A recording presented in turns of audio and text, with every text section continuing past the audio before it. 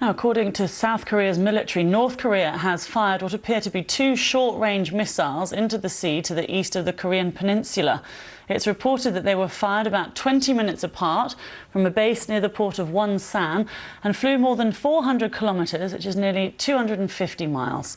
Well, let's get the latest from our correspondent Laura Bicker, who is in the South Korean capital, Seoul. What more can you tell us about these missiles, Laura? Within the last hour, South Korean experts appear to be saying that at least one of these short-range missiles was a new type of weapon for North Korea. It flew over 690 kilometres and it appears to be a new design. So that's the latest from the South Korean military. One of them, the missiles, as you mentioned, flew just over 400 kilometres. It's thought to be similar to the type of short-range missiles that North Korea tested in May. Now, just to give you an idea of the kind of speeds and velocity of these weapons, you're talking about a kind of what's known as a quasi-ballistic missile. They fly low and they fly very fast, about 7,000 kilometres an hour. And the idea is that they're difficult to track and also difficult to shoot down with any kind of missile defence system. Remember, South Korea has a defence system that was given to them by the United States and it's based here. Many wonder whether or not this kind of defence system would be able to track or destroy these missiles. The other thing to say is that North Korea has mentioned a few times in state media releases over the last few weeks that it is angry at the idea that the United States and South Korea would take part in joint military exercises. These exercises, which Donald Trump has called war games, happen every year. Every August. They've now been scaled back to stop antagonising North Korea, but still North Korea sees them as a provocation. So it may well be that North Korea is saying, look, we do not want these exercises and we're holding some of our own.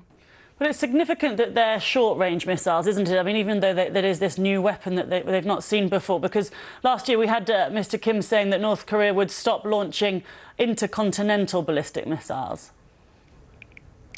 That's right. I mean, there is certainly no agreement. There's only a verbal agreement that Kim Jong-un has said that he won't fire these long-range intercontinental ballistic missiles that the US sees as a threat. And in May, after North Korea tested those last short-range missiles, Donald Trump seemed to shrug it off as no big deal. So it may well be that certainly Kim Jong-un believes he gets a pass this time.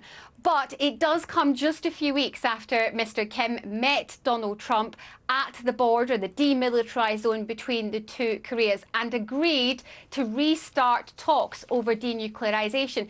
It's also worth noting that certainly there have been no public meetings between US and North Korean officials since that date. So what we are seeing is that North Korea is still developing weapons. And in fact, earlier this week, Kim Jong-un unveiled what appears to be a new type of submarine. And analysts believe that it's capable of carrying ballistic missiles.